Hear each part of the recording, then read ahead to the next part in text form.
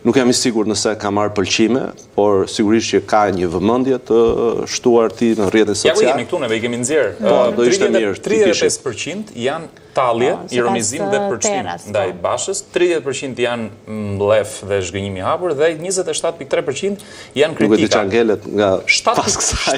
Ja, I kam kuptuar. 7.7% janë pozitive, mbështetja është deri diku minimale. Patjetër, më vjen mirë, nuk I kisha parë këto. Janë të nxjerrë nga terra, për të qenë të saktë, për cilën e Blerim Gjelatini na I ka vënë në dispozicion. Ajo që unë kisha perceptuar ishte pak a shumë e njëjtë. Megjithatë, kjo flet vetëm për një realitet virtual, që siç e thatë dhe ju, pra ka një të dalin ato ta nxjerrë algoritmi. Për çdo përdorues të rrjeteve sociale ti nuk e shmang. Pra ka një rritje të shikueshmërisë, por nuk ka një rritje të pëlqyeshmërisë. Dhe pastaj nëse flasim për një realitet poshtë, një realitet real, unë mendoj që ndikimi është zero. I gjithë komunikimi. Flasim për zotin Basha, se zoti Rama në të gjithë strategjinë e tij politike se ka dhe një dimension humori, nuk është se I prish punë. Por mundet të mos I rregulloj punë, por nuk I prish punë.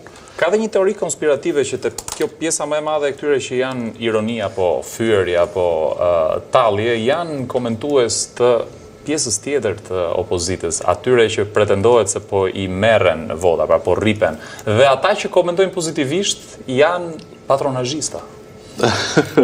Të dyja këto mund të jenë të vërteta dhe nuk është se prishin analizën tonë. Pra, të dyja këto mund të jenë të vërteta, qëndrojnë dhe sigurisht ajo që e vuan më shumë këtë performancë të zotit Basha është opozita, e cila do t'i ikin një grusht votash, duke marrë në konsiderat dhe disa nga emrat e njohur që zoti Basha ka në listën e vetë. Në listën e vetë ka tek tuk emra me integritet, me një lloj personaliteti, njerëz publik, për të cilët njerëzit habiten thonë çfarë ka shtyrë që të jenë në këtë listë, por gjithsesi ata do të marrin një grusht votash.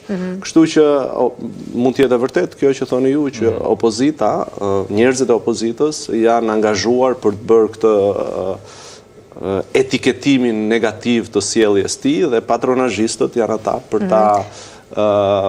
ta mbaruar rolin e tyre, për ta ngritur, për të tentuar ta ngrejnë zotin Basha. Po megjithatë, përse kjo përpjekje, nëse mund ta quajmë përpjekje e Ramës për të sjellë në vëmendje zotin Basha? Në fundit lideri I vërtet I opozitës është zoti Berisha dhe afërmendsh thuaj që zoti Rama në fakt këtë dialog duhet ta bënte me zotin Berisha për shembull, sepse ai është kok më kok kundërshtari I tij.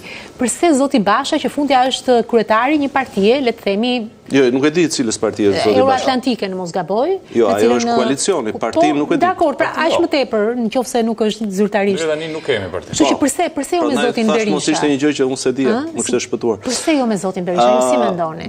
Mendoj që është një strategji shumë e hollë e zotit Rama për të mos komunikuar me atë që ai e konsideron, jo që e konsideron, me atë që është non grata. Pra një zhvlerësim që I bëhet një... Po, me atë që është non grata dhe ai gjithmonë e ka thënë që nuk mund të hyjmë në bisedime, nuk mund të konsideroj një njerëz që është non grata nga Departamenti Amerikan I Shtetit.